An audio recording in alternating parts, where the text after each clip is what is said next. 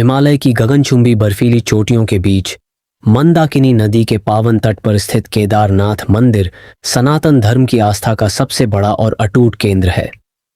12 ज्योतिर्लिंगों में सबसे ऊंचाई पर स्थित यह धाम न केवल एक पूजनीय तीर्थ स्थल है, बल्कि यह भारत के इतिहास, अध्यात्म, वास्तुकला और प्राचीन इंजीनियरिंग का एक ऐसा जीवंत दस्तावेज है जिसे देखकर आधुनिक विज्ञान भी नतमस्तक हो जाता है। केदारनाथ मंदिर की उत्पत्ति, इसके निर्माण और इसकी स्थापना के पीछे एक बहुत ही गहरा रहस्य छिपा हुआ है, जिसका सीधा संबंध महाभारत काल, द्वापर युग के अंत, भगवान श्री कृष्ण के महाप्रयाण और पांडवों की अंतिम मुक्ति यात्रा से जुड़ा हुआ है। आम जनमानस और प्राचीन ग्रंथों में यह दृढ़ मान्यता है कि इस मंदिर की पहली नींव 5 पांडवों द्वारा रखी गई थी। लेकिन पांडवों को हिमालय की इस दुर्गम घाटी में क्यों आना पड़ा? भगवान शिव उनसे क्यों नाराज थे? और कैसे इस अद्भुत मंदिर का निर्माण हुआ? इसके पीछे की पूरी कथा अत्यंत विस्मयकारी और प्रेरणादायक है। इस पूरी घटना को समझने के लिए हमें उस कालखंड में जाना होगा जब कुरुक्षेत्र की धरती पर महाभारत का महाविनाशकारी युद्ध समाप्त हो चुका था। महाभारत का युद्ध इतिहास का सबसे भीषण और रक्तपात से भरा युद्ध था। इस युद्ध में दोनों ओर से करोड़ों योद्धा मारे गए थे। पांडवों ने भगवान श्री कृष्ण के मार्गदर्शन में युद्ध तो जीत लिया और हस्तिनापुर का राजपाट भी हासिल कर लिया, लेकिन विजय की इस चमक के पीछे एक बहुत बड़ा मानसिक और आध्यात्मिक अंधकार छिपा था। पांडवों के हाथों अपने ही सगे संबंधियों, भाइयों, कौरवों, अपने परम आदरणीय पितामह भीष्म और अपने अस्त्र शस्त्र के दाता गुरु द्रोणाचार्य का वध हुआ था। हिंदू धर्मशास्त्रों के सिद्धांतों के अनुसार चाहे युद्ध धर्म की स्थापना के लिए ही क्यों न लड़ा गया हो, लेकिन अपने ही कुल के लोगों और अपने गुरुओं की हत्या करने से गोत्रवध और गुरुवध का भयंकर और अक्षम्य पाप लगता है।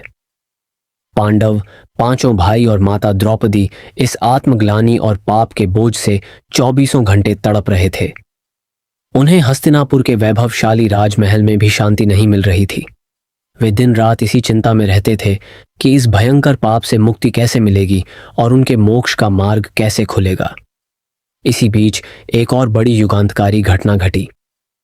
भगवान श्री कृष्ण ने पृथ्वी पर अपनी लीला समाप्त की और वे वैकुंठ धाम लौट गए। श्री कृष्ण के धरती छोड़ते ही पांडवों को यह स्पष्ट आभास हो गया कि अब इस पृथ्वी से द्वापर युग का अंत हो चुका है और अधर्म तथा कलयुग का आगमन हो रहा है। भगवान कृष्ण के जाने के बाद पांडवों का इस संसार से, राजपाट से और धन दौलत से पूरी तरह से मोह भंग हो गया। उन्हें समझ आ गया कि अब उनके जीवन का अंतिम उद्देश्य केवल और केवल अपने पापों का प्रायश्चित करना और इस नश्वर संसार को छोड़कर परमात्मा में लीन होना है। उन्होंने बिना किसी देरी के हस्तिनापुर का पूरा राजपाट और सिंहासन अपने पोते परीक्षित को सौंप दिया। राजसी वस्त्रों को त्याग कर उन्होंने सन्यासियों के वस्त्र धारण किए और अपने पापों की मुक्ति का उपाय खोजने के लिए महर्षि वेदव्यास जी के आश्रम पहुंचे। महर्षि वेदव्यास जी ने पांडवों की आंतरिक पीड़ा को देखकर कहा कि गोत्रवध और गुरुवध का यह पाप इतना भारी है कि इसकी मुक्ति साधारण यज्ञ या दान से संभव नहीं है। इस संसार में केवल देवाधिदेव महादेव ही ऐसे हैं जो इस भयानक पाप के प्रभाव को नष्ट कर सकते हैं। इसलिए तुम्हें भगवान शिव की शरण में जाना चाहिए। महर्षि व्यास की आज्ञा मानकर 5 पांडव और माता द्रौपदी भगवान शिव की खोज में निकल पड़े। पांडव सबसे पहले काशी पहुंचे, क्योंकि काशी को भगवान शिव की मुख्य नगरी माना जाता है। लेकिन भगवान शिव पांडवों से अत्यधिक रुष्ट और नाराज थे। महादेव का मानना था कि पांडवों ने जो भयंकर नरसंहार किया और अपने ही भाइयों का लहू बहाया, उसकी वजह से वे इतनी आसानी से क्षमा पाने के हकदार नहीं हैं। शिवजी पांडवों को इतनी जल्दी दर्शन देकर उनके पापों को धोना नहीं चाहते थे। वे उनकी भक्ति और पश्चाताप को परखना चाहते थे।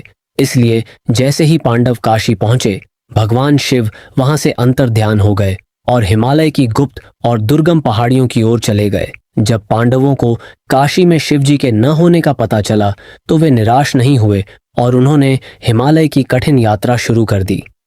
वे पहाड़ों, घने जंगलों और बर्फीली नदियों को पार करते हुए आगे बढ़ते रहे। खोजते खोजते पांडव वर्तमान उत्तराखंड के गढ़वाल क्षेत्र में आ पहुंचे, जिसे केदार घाटी के नाम से जाना जाता है। भगवान शिव को जब यह आभास हुआ कि पांडव हार मानने वाले नहीं हैं और वे उनके बिल्कुल करीब पहुंच चुके हैं, तो उन्होंने पांडवों से छिपने के लिए एक नई लीला रची।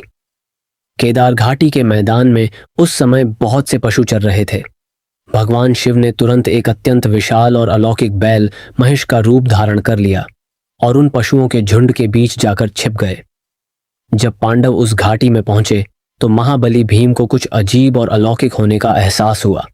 भीम की नजर उस विशाल बैल पर पड़ी जिसके शरीर से एक दिव्य तेज निकल रहा था। भीम तुरंत समझ गए कि यह कोई साधारण पशु नहीं है, बल्कि स्वयं महादेव हैं। भीम ने तुरंत अपना शरीर एक विशालकाय पर्वत जैसा बड़ा कर लिया और केदार घाटी के दो छोर पर स्थित दो पहाड़ों पर अपने पैर फैलाकर खड़े हो गए। अर्जुन, नकुल और सहदेव ने बाकी पशुओं को हाँकना शुरू किया। सभी साधारण बैल भीम के पैरों के नीचे से निकलकर भाग गए, लेकिन भगवान शिव रूपी उस दिव्य बैल ने भीम के पैरों के नीचे से जाने से मना कर दिया। जब बैल रूपी शिव ने देखा कि पांडवों ने उन्हें पहचान लिया है, तो उन्होंने जमीन के भीतर समाने ढसने का प्रयास किया। देखते ही देखते बैल का सिर और धड़ का अगला हिस्सा जमीन के अंदर चला गया, लेकिन इससे पहले कि वे पूरी तरह भूमिगत हो पाते, भीम ने बिजली की फुर्ती से आगे बढ़कर बैल की पीठ का त्रिकोणीय हिस्सा कुबड़ अपनी वज्र जैसी भुजाओं से कसकर पकड़ लिया। भीम ने इतनी ताकत से उस हिस्से को पकड़ा कि महादेव पांडवों की इस अदम्य इच्छा शक्ति और अटूट भक्ति को देखकर पूरी तरह प्रसन्न हो गए।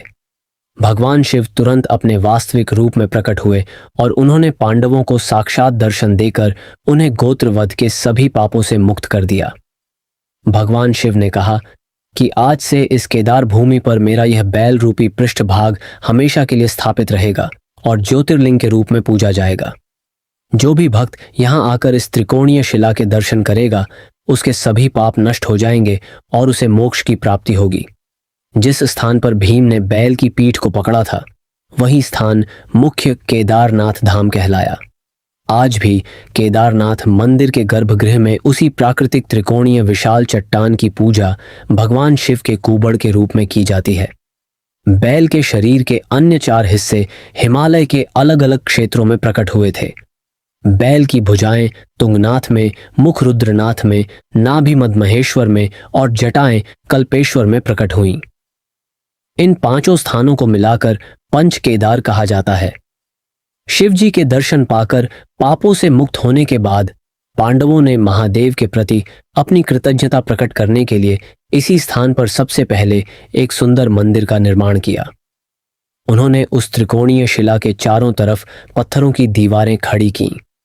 पांडवों द्वारा इस मंदिर के निर्माण कार्य को पूरा करने के बाद ही उन्होंने केदारनाथ मंदिर के ठीक पीछे दिखने वाली सुमेरु और स्वर्गारोहण की बर्फीली पहाड़ियों की ओर अपनी अंतिम यात्रा शुरू की, जहां युधिष्ठिर को छोड़कर सभी भाई बर्फ में गल गए थे।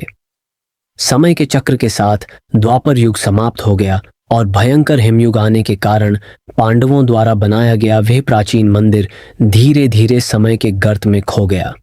इसके बाद 8वीं शताब्दी में आदि गुरु शंकराचार्य का आगमन हुआ। उन्होंने अपनी दिव्य यौगिक दृष्टि से उस पवित्र स्थान को पहचान लिया और वहां वर्तमान केदारनाथ मंदिर का भव्य जीर्णोद्धार करवाया। उन्होंने कत्यूरी शैली के शिल्पकारों की मदद से इस मंदिर को एक विशाल और मजबूत संरचना के रूप में पुनर्जीवित किया। मंदिर का पुनर्निर्माण करवाने के बाद मात्र 32 वर्ष की आयु में आदि गुरु शंकराचार्य ने इसी मंदिर के ठीक पीछे अपनी समाधि ली थी। अगर हम केदारनाथ मंदिर की बनावट और प्राचीन इंजीनियरिंग की बात करें, तो यह आज के विज्ञान के लिए भी एक बहुत बड़ा रहस्य है। यह मंदिर समुद्र तल से लगभग 11,755 फीट की अत्यधिक ऊंचाई पर स्थित है।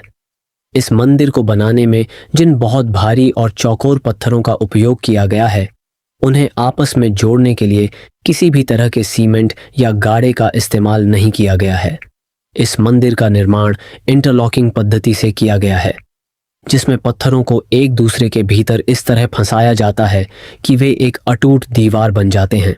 इस तकनीक की वजह से मंदिर की दीवारें किसी भी भूकंप के झटके या बर्फ के भारी दबाव को आसानी से झेल सकती हैं। आज के वैज्ञानिक हैरान हैं कि कई टन वजनी इन पत्थरों को बिना किसी आधुनिक मशीनरी के इतनी ऊंचाई पर कैसे लाया गया होगा।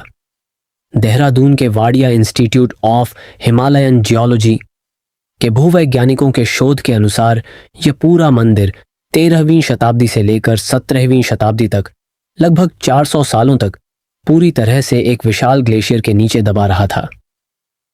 400 सालों तक बर्फ के भीतर दबे रहने और अत्यधिक ठंड के बावजूद जब बर्फ पिघली तो यह मंदिर पूरी तरह से सुरक्षित निकला। मंदिर की बाहरी दीवारों पर आज भी ग्लेशियर की बर्फ के रगड़ने के निशान देखे जा सकते हैं, जो इसके अद्भुत निर्माण का वैज्ञानिक सबूत है। इसकी मजबूती का सबसे आधुनिक उदाहरण हमने साल 2013 की केदारनाथ की भीषण बाढ़ में देखा। जब चोराबारी ग्लेशियर के फटने से आई प्रलयंकारी बाढ़ ने पूरी केदार घाटी के होटलों और मकानों को ताश के पत्तों की तरह बहा दिया, तब अचानक पहाड़ों से एक बेहद विशालकाय चट्टान भीमशिला बहती हुई आई और मंदिर के ठीक पीछे आकर रुक गई। उस विशाल शिला के कारण बाढ़ के पानी का तेज बहाव 2 हिस्सों में बंट गया और पानी मंदिर के दोनों किनारों से निकल गया, जिससे मुख्य मंदिर को एक खरोंच तक नहीं आई। जहां आसपास की सभी आधुनिक इमारतें नष्ट हो चुकी थीं, वहीं पत्थरों को आपस में फंसाकर बनाई गई यह प्राचीन इमारत अडिग खड़ी रही। केदारनाथ मंदिर के कपाट साल के केवल 6 महीने ही खुलते हैं। सर्दियों के मौसम में यहां अत्यधिक बर्फबारी के कारण भगवान शिव के विग्रह और उनकी डोली को नीचे उखीमठ के ओंकारेश्वर मंदिर में लाया जाता है। जब सर्दियों में कपाट बंद किए जाते हैं तो गर्भगृह में एक बड़ा अखंड घी का दीपक जलाया जाता है। 6 महीने तक शून्य तापमान में बंद रहने के बाद जब मई में कपाट दोबारा खोले जाते हैं तो वह दीपक वैसे ही जलता हुआ मिलता है और मंदिर के भीतर वैसी ही सुगंध बनी रहती है। अंततः केदारनाथ धाम केवल पत्थरों से बनी कोई साधारण इमारत नहीं है, बल्कि यह सनातन संस्कृति की अमृता, पांडवों के महान त्याग और अलौकिक शक्ति का महाकेंद्र है। पांडवों ने अपने जीवन का जो अंतिम अध्याय अपने पापों की मुक्ति के लिए शुरू किया था, उसकी पूर्ण आहुति इसी केदारनाथ की धरती पर हुई थी। आज भी यह पावन धाम हर साल लाखों श्रद्धालुओं की आस्था का केंद्र बना हुआ है और युगों युगों से हर आपदा को मात देकर अडिग खड़ा है।